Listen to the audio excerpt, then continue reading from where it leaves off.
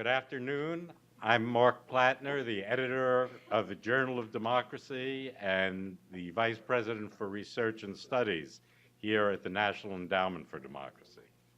It's my great pleasure to welcome all of you to today's panel celebrating the publication of Democratization and Authoritarianism in the Arab World, a new book edited by Larry Diamond and me and published by the Johns Hopkins University Press.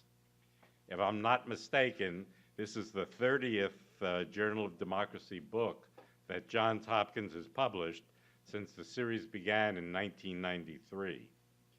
These volumes, which mostly but not exclusively draw upon articles that previously appeared in the journal, have addressed a very wide range of thematic and regional issues related to democratization around the world. For any of you who may not be familiar with the Journal of Democracy, it's a quarterly publication sponsored by the National Endowment for Democracy that has become a leading global forum for serious analysis of the problems and prospects of democracy around the world. Larry Diamond, who's also my co-editor at the Journal, will serve as the moderator of today's discussion, and I'll limit myself here to just a few brief remarks, mostly about the book itself.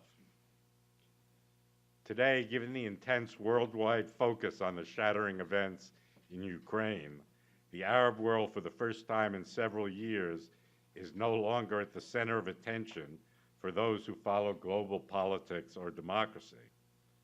And some might even say that the so-called Arab Spring that began early in 2011 has proven to be merely a brief eruption that left behind a great deal of violence and very little democracy. Yet it would be premature to discount the impact of the Arab uprisings of recent years.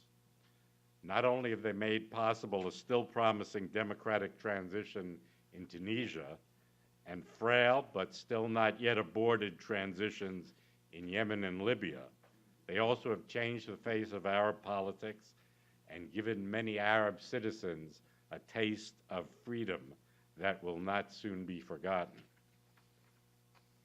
Regardless of how one evaluates the events of 2011 through 2013, they must be considered a critical juncture in the struggle to bring democracy to Arab lands.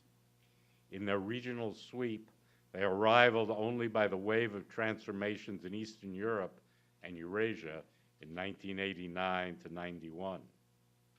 The Journal of Democracy monitored the Arab uprisings and their aftermath intensively, and our book reflects the range and variety of our coverage. It's not easy, of course, for a quarterly to stay on top of rapidly unfolding events, and we could not expect our authors unfailingly to hit a moving target. So along with some impressively prescient and accurate assessments, the book no doubt contains some judgments that now seem outdated or perhaps belied by events. In fact, one thing we've asked our panelists to do today is to reflect on how they might have altered the analyses that they contributed to the book if they were rewriting their article today. But we also believe there's real value in bringing together essays that show how key developments in the evolution of the Arab Spring were perceived at the time they occurred. Democratization and Authoritarianism in the Arab World is quite large for an edited volume, containing 29 chapters along with an introductory essay. 16 of these chapters consist of broad thematic essays with region-wide application that address such questions as the relation between Islam and democracy, the role of Islamist parties and forces, Arab culture and public opinion, and the reasons why different countries pursued very different paths during the Arab Spring. The remaining 13 chapters are devoted to case studies of individual countries, with multiple chapters on Egypt and Tunisia, and individual chapters on Yemen, Libya, Syria, Bahrain, Algeria, Morocco, Jordan, and Saudi Arabia. At the conclusion of today's panel, We'll have copies of the book available for sale at the back of the room for those who might wish to purchase one. I'll leave to Larry the privilege of introducing our panelists, all of whom have contributed at least one chapter of the book. But let me say a word about Larry himself. He's one of the world's most eminent scholars of democracy. He's a senior fellow at the Hoover Institution and at Stanford University's Friedman Spoley Institute for International Studies, where he directs Stanford's Center on Democracy, Development, and the Rule of Law.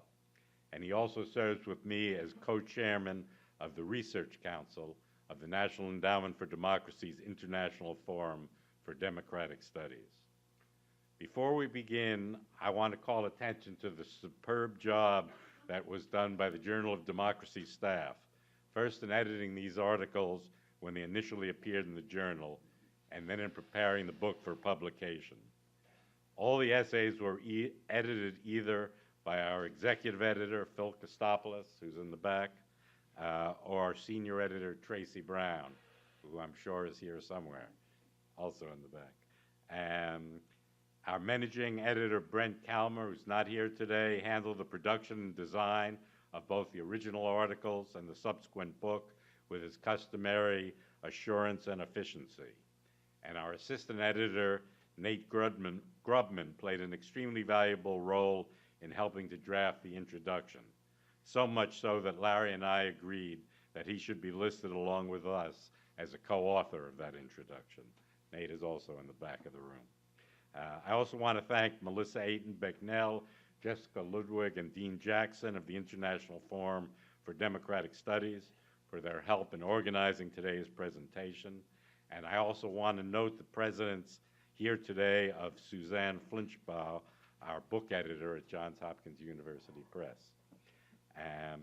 Those of you who are on Twitter, I'm told, can follow this panel discussion and contribute to the conversation by using the hashtag NEDEvents, or by following the forum at Think Democracy and the endowment at NEDemocracy. And now, please join me in silencing your cell phones, and I'm very pleased to turn the floor over to Larry Diamond. Larry? Okay, thank you so much, Mark, and thank you again to everyone who is acknowledged and thanked by Mark. We're very grateful to three of our authors for agreeing to participate in this reflection on the book and where the Arab world is now in the wake of this publication and in the wake of all of the developments of the last 3+ years. I'm going to briefly introduce our speakers. They'll speak each for about 10 minutes. In the order that I'll introduce them, I may ask them a few more questions and try and get them to fight with one another intellectually. And then we'll have plenty of time for you to pose your questions or challenges to them and to all of us. Dan Brumberg is one of our oldest in terms of longest serving partners in the Journal of Democracy. In fact, he joined our editorial board at a very early stage of his career and has been very influential in shaping our coverage of the political developments related to the Arab world and to the Islamic world more broadly. He's an associate professor of government and co-director of the MA program in democracy and governance at Georgetown University. He also serves as a special advisor at the U.S. Institute of Peace to its Muslim World Initiative, where he focuses on democratization and political reform in the Middle East and the wider Islamic world. Hillel Fradkin has also been a longtime partner and interlocutor with the Journal of Democracy and our Studies Center here at NED. He's a senior fellow at the Hudson Institute, where he directs its Center on Islam, Democracy, and the Future of the Muslim World. He's a founder and co-editor of the center's Current Trends in Islamist Ideology, and he's taught at Chicago, Columbia, Yale, and Georgetown, and bridges the worlds of intellectual life and